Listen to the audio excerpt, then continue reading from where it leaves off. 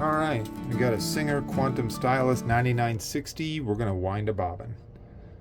So first, let's just start out by mentioning you want to use good quality thread when you're sewing. It makes a huge difference in the final product. You're going to put your spool of thread on there, and you're going to use a spool cap that has a larger diameter than your spool so that the thread exits the spool, rides on the spool cap, and goes to the winder, into your machine, whatever, and never rides on the edge of the spool, which have little sharp edges on them sometimes, little imperfections in the spool. The thread can get caught on those and bend your needle and cause damage to the machine. So spool caps are really important. That's their main function. They do also help hold the thread in place, but honestly, their main function is to provide a smooth surface for the thread to transition into the machine. Okay, next. You'll see that on this machine, they have different numbers at the different points that you have to go to. There's a solid line path and there's a dotted line path. The dotted line path is for the bobbin winder. So we're going to follow that path. We're going to start here at the 1. Okay. We're going to go around number 2 like this. Then you're going to look at this diagram here. The diagram, what it's going to show you, and I can actually show you what happens, but you want to go around the back side of this guide, and then this is a spring-loaded pretension button. You go in between those discs and it squeezes on the thread a little bit, and then you come over here to the winder. Now the bobbins we use on this machine are a class 15 bobbin. You don't want to use anything else. These are flat top and bottom. They're pretty standard. Many machines use these. Don't use anything that has a step on it, that has domes of any kind. You want flat top and bottom, just like this. Okay? You are going to next, I'm going to just trim the end off of this thing just to make it a little bit more manageable. Now in this machine, it doesn't have a cutoff blade or anything, so we kind of have to do it kind of old style, which is where we take the thread, poke it through the hole of the bobbin, like this. You take your thread, like this, and then put the bobbin, push it down onto the winder.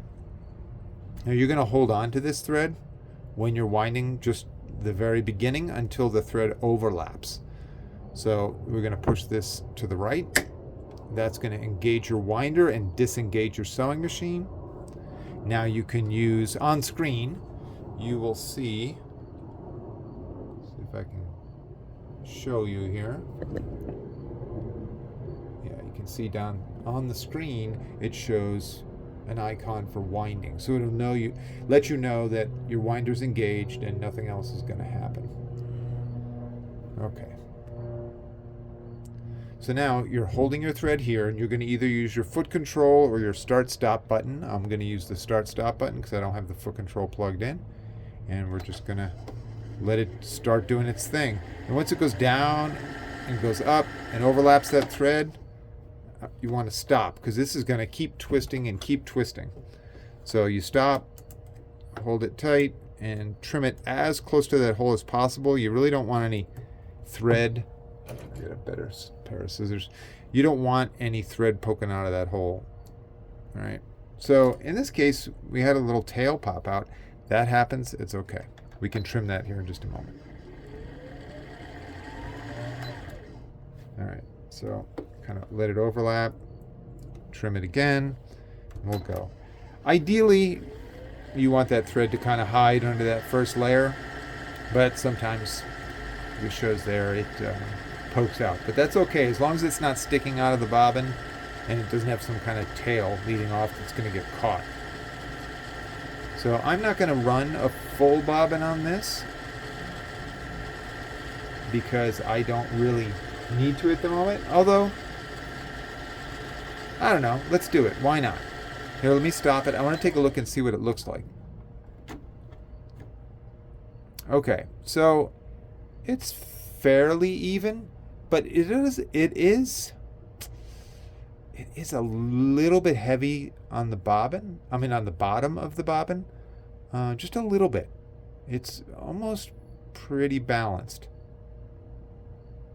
What determines that, and I know a lot of people just use their finger to adjust it, but you can actually fix that problem.